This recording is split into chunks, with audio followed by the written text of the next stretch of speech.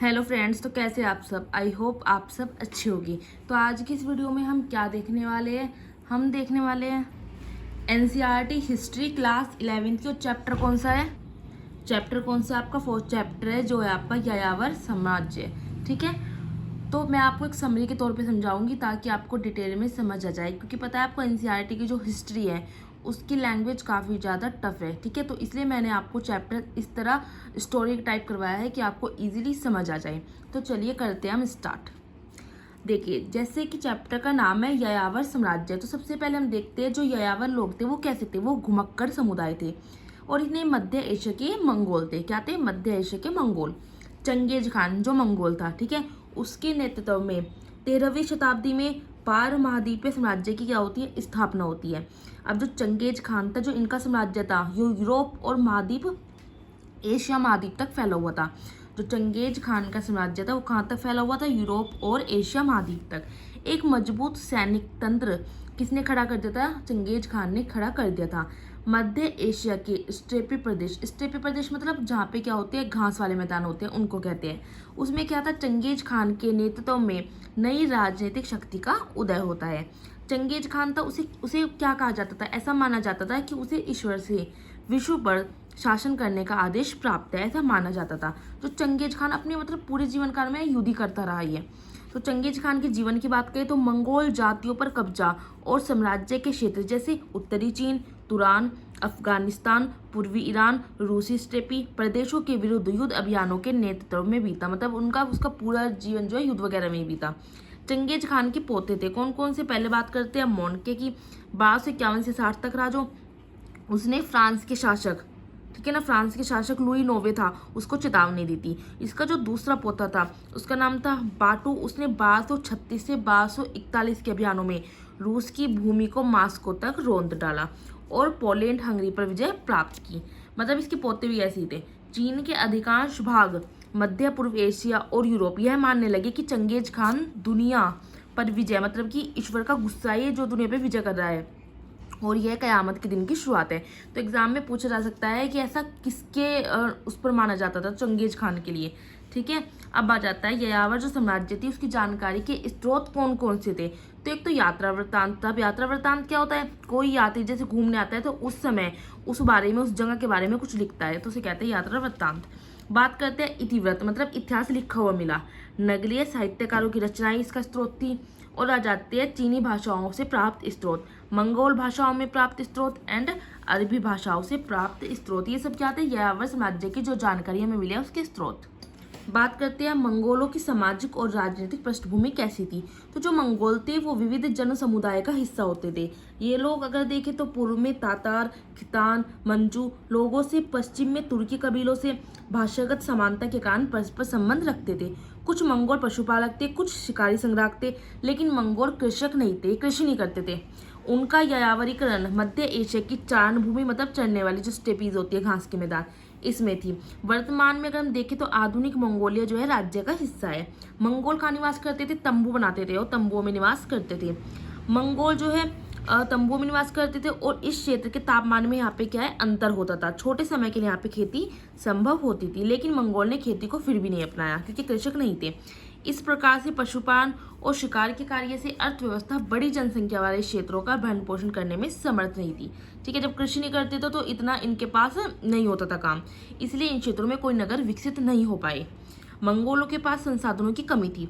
Mongol जो है ये क्या करते थे? सर्दियों में तो अपने पशुओं के साथ ग्रीष्मकालीन भूमि की तरफ चले जाते थे। मतलब जैसे काफी सर्दियां होती थी ना, तो जहाँ पे गर्मी है उस साइड चले जाते थे। कुछ परिवार मंगोल में धनी होते थे। उनके पास क्या होता था? जो धनी होते थे अधिक संख्या में पशु होती थी, चारण भूमि होती थी, तो और धनी परिवार के अनेक अनुयायी होते थे। स्थानीय राजनीति में उनका दबदबा होता था क्योंकि वे धनी है। प्राकृतिक आपदा आती रहती थी। सामग्रियां खत्म हो जाने पर झगड़े होते थे आपस में उनमें। मंगोल में अधिकतर परिवार रक्षा के लिए संपन्न शक्तिशाली परिवारों से क्या करते थे? मित्रता करते थे और एक परिसंघ बना लेते थे। परिसंघ का मतलब है छोटे और अल्पकालिक समय के लिए। ठीक है, चंगेज खान द्वारा मंगोल व तुर्की कबीलों को मिलाकर परिसंघ बनाया गया। परिसंघ मतलब अधिक स्थायी होता था, ठीक है ना, छोटे और अल्पकालिक भी होते थे। यह संघ अगर देखें तो 5वीं शताब्दी के अटिल्ला द्वारा बनाए गए परिसंघ के बराबर ही था। परिसंघ जो है चंगेज खान की मृत्यु के बाद भी रहा। स्टेपी क्षेत्र, यहाँ पे संसाधनों की कमी थी। मंगोल और मध्य एशिया के यायावरों को व्यापार और वस्तु विनिमय के लिए पड़ोसी चीन के पास जाना पड़ता था। मतलब इनको व्यापार और वस्तु के लेन देन के लिए चीन के पास जाना होता था। जो यायावर साम्राज्य के लोग थे कृषि उत्पाद और लोहे का सामान चीन से आयात करते थे। यायावर लूटपाट करके दूर भाग जाते थे और ठीक है, और चीन को यायावर से क्षति पहुंची काफी, ठीक है, क्योंकि लूटपाट करके भाग जाते थे। 8वीं शताब्दी में चीन के शासकों ने अब क्या किया, इनसे रक्षा के लिए किलेबंदी करनी शुरू कर दी, जिसे चीन की महान दीवार के रूप में जाना जाता है। मतलब चीन वालों ने एक दीवार बनाई, ठीक है। अब चंगेज खान के बारे में हम थोड़ा सा पढ़ते हैं। चंगेज खान के बचपन का नाम क्या था, तैमूजिन। जन्म इनका 1162 ईस्वी में हुआ, आधुनिक मंगोलिया के उत्तरी भाग में ओनोन नदी के निकट। कौन सी नदी के निकट, ओनोन नदी के निकट। इनके पिता का नाम क्या था, येसुजई। ये कियात कबीले के मुखिया थे। और जो यह थे ये बहुत जिगिद कुल से संबंधित थे। पिता की अल्पायु में क्या हो गई थी, हत्या हो गई थी। इनकी माता का नाम था ओलुन इके। तेमुजिन मतलब कि जो चंगेज खान था उसके सगे और सौतेले भाइयों का लालन पालन इन्होंने किया था। 1170 की बात करें तो तेमुजिन जो चंगेज खान था इनका अपहरण कर लिया गया, इनको दास बनाया गया। इनकी पत्नी, उसका नाम था बोडेटे, उसका भी अपहरण किया गया और चंगेज खान ने इन्हें छुड़ाने के लिए कई सारी लड़ाई लड़ी। चंगेज खान ने कई मित्र भी बनाए, ठीक है। पहला मित्र जो इनका बना था वो था भोगुरचू, ठीक है।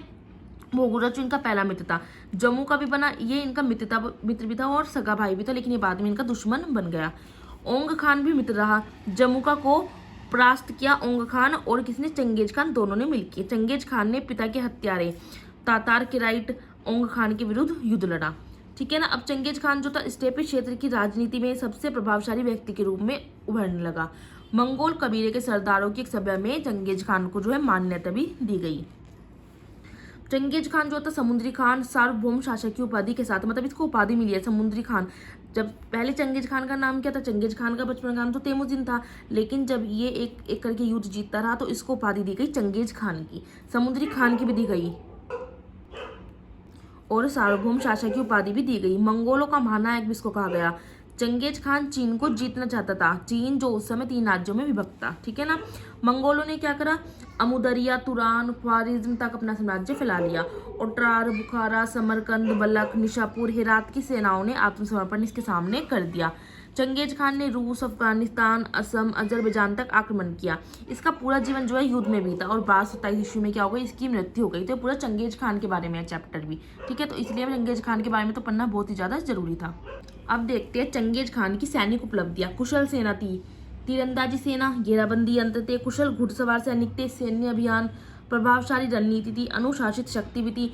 और चंगेज खान की मृत्यु के बाद मंगोल साम्राज्य में जो है 2 भागों में बटा, पहला चरण और दूसरा चरण आता है। पहले चरण में क्या होता है, रूस के स्टेपी क्षेत्र, बुद्धधार, कीव, पोलैंड, हंगरी पे आक्रमण होता है और दूसरे में चीन, ईरान, इराक, सीरिया, इन पर विजय प्राप्त होती है। मंगोली जो सेना थी वो हंगरी के स्टेपी क्षेत्र से पीछे हट गई और मिस्र की सेना द्वारा क्या हो गई, पराजित। तो नई राजनीतिक प्रवृत्तियों के उदय होने से संकेत मिले। 2 कारण थे अब इसके भी। कौन कौन से थे 2 कारण, कि मंगोल परिवार में उत्तराधिकार को लेकर आंतरिक राजनीति हुई। चंगेज खान के वंश की तोलू विंध्य शाखा के उत्तराधिकारी ने जोची और ओगदेई वंशों को कमजोर कर दिया। मिस्र की सेना का सामना करने के लिए मंगोलों ने अब छोटी सेना भेजी। मंगोलों की हार हुई और तोलुई परिवार की चीन की तरफ बढ़ती रुचि से पश्चिम में विस्तार रुक गया। चंगेज खान ने क्या किया, प्राचीन जनजातीय समूहों को विभाजित करा, उनके सदस्यों को नवीन सैनिक इकाइयों में विभक्त किया। चंगेज और सैनिकों की सबसे बड़ी इकाई लगभग जो थी वो 10,000 सैनिकों की थी। चंगेज खान ने क्या करा, जीते जो लोगों पर शासन करने की जिम्मेदारी जो है अपने 4 पुत्रों को सौंप दी। नई सैनिक टुकड़ियां जो उसके 4 पुत्रों के अधीन कार्य करती थी उनका नाम था नोयॉन कहलाती थी। चंगेज खान ने क्या करा, अपने विश्वास पात्र को कहा, क्या कहा उन्होंने, आंडा कहा। वहां पे आंडा को सगा भाई कहते थे। आंडा से निम्न श्रेणी को अपने खास नौकर के पद पर रखा। अपने नव विजित लोगों जिनको शासन का उत्तरदायित्व दिया था उन 4 पुत्रों को दिया था। उन्होंने क्या किया, उलूस का गठन किया, मतलब कि निश्चित भूभाग नहीं था इसमें। उलूस का गठन में मतलब निश्चित भूभाग नहीं। सबसे बड़ा पुत्र इसका था जोची, उसको रूस का स्टेपी क्षेत्र शासन के दिया। दूसरा पुत्र जो चगताई था, तुरान का स्टेपी क्षेत्र दिया। पामीर के जो पहाड़ थे उनका उत्तरी क्षेत्र दिया। तीसरा पुत्र ओगोदेई, इसको इसने उत्तराधिकारी घोषित किया था। इसने राजधानी बनाई काकाकोरम और इनको महान खान की उपाधि दी गई थी तीसरे पुत्र को। इसका जो 4th था वो था तोलोई, मंगोलिया पर उसने शासन करने को कहा उसको। तो इनके 4 पुत्र को आपको नाम भी याद रख लेना है। और जो तीसरा पुत्र था ओगोदेई, उसको ही उत्तराधिकारी इसने घोषित किया था। एक ही याद रखना है कि जो चंगेज खान था उसने फुर्तीली हरकारत पद्धति शुरू की। यह क्या था, इस पद्धति में सिस्टम में क्या होता था कि राज्य के जो दूर दराज स्थान थे उनसे भी आपस में संबंध रखा जाता था। अपेक्षित दूरी पर स्वस्थ और घुड़सवार संदेशवाहक तैनात रहते थे और उसकी वजह से दूसरे राज्य से क्या होता था, संबंध बने रहते थे। इस संचार पद्धति व्यवस्था ने मंगोल यायावर अपने पशु समूह से अपने घोड़े और अन्य पशुओं का 10वां हिस्सा प्रदान करते थे। इसको क्या कहा जाता था, इसे कुबकुर कर कहते थे, कुबकुर कर। चंगेज खान की मृत्यु के बाद हरकारी पद्धति में क्या हुआ, ये बंद नहीं हुई, इसमें और सुधार आया। जो 13वीं शताब्दी की शुरुआत में हुए युद्धों में अनेक नगर नष्ट हो गए, कृषि भूमि को भी हानि हुई, व्यापार चौपट हो गई, हजारों लोगों की जान चली गई, दास बना लिए गए। और यहीं पे क्या होता है, यहीं से जो है इस जो ये साम्राज्य था इसका अंत होना शुरू हो गया, अंत हो गया। चंगेज खान के बारे में भी यहाँ पे दो धारणाएं होती है। कुछ लोग अच्छी धारणाएं कहते हैं, कुछ बुरी धारणाएं। जैसे ये कहते हैं कि विजेता था पर नगरों को तबाह करने वाला था, हजारों लोगों का हत्यारा था, निर्दयी था। तो ये तो उसकी हो गई एक तो उसी की इसको बेकार मानते थे। जो कुछ अच्छी धारणाएं भी है, जैसे इसको महान शासक कहते थे कि कबीलों को संगठित किया इसने, चीनियों के शोषण से मुक्ति दिलाई, विशाल साम्राज्य बनवाई और व्यापार के रास्तों में इसने क्या किया, सुधार किया। तो ये हो जाता है आपका यहाँ पे चैप्टर खत्म। अब मैं स्टार्टिंग से दिखा रही हूँ, आपको वीडियो को पॉज करना है और अपने नोट्स बना लेने हैं।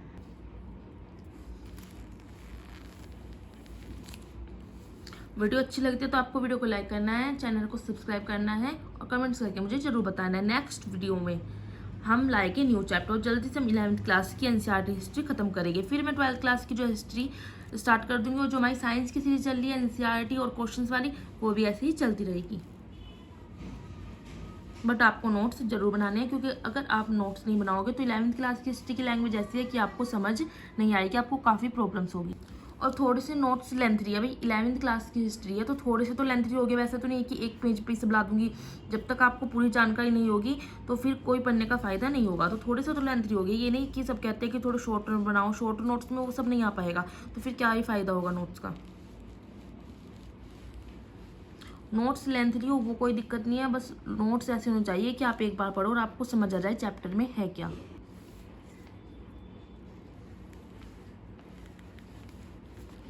अगर आपको इन नोट्स की पीडीएफ चाहिए तो आप मुझे इस वीडियो के कमेंट्स में बता सकते हो, अदरवाइज आप मेरी इंस्टा आईडी पे भी मुझे मैसेज कर सकते हो। कीर्ति गोयल 37 मेरी इंस्टा आईडी है। मैंने इन नोट्स का थोड़ा सा चार्ज रखा है, बट इतना चार्ज नहीं रखा कि आप पे नहीं कर सकते, ठीक है। मैंने थोड़ा सा ही चार्ज रखा है, तो आप इन नोट्स को मुझसे ले भी सकते हो पीडीएफ के तौर पर। अदरवाइज अगर आप चार्ज नहीं देना चाहते तो आप वीडियो को पॉज करके भी अपने नोट्स बना सकते हो। इसलिए मैं आपको वीडियो के लास्ट में इस तरह से दिखा देती हूँ ताकि आप वीडियो को पॉज करके अपने नोट्स बना लो। बट आपको क्या करना है, वीडियो को लाइक करनी है, शेयर करना है फ्रेंड्स के साथ एंड कमेंट्स करके जरूर बताना है। क्या है, एक यूट्यूबर जो यूट्यूब पे पढ़ाता है ना, जैसे हम नोट्स डालते हैं तो हमें एक मोटिवेशन मिलता है जब हमारे सब्सक्राइबर गेन होते हैं एंड हमें ज़्यादा लाइक्स मिलते हैं, कमेंट्स आते हैं। चलिए तो अब मिलते हैं हम नेक्स्ट वीडियो में न्यू चैप्टर के साथ। तब तक के लिए आप रिविज़न करिए अपने नोट्स का, नोट्स बनाइए और अच्छे से पढ़ाई करिए।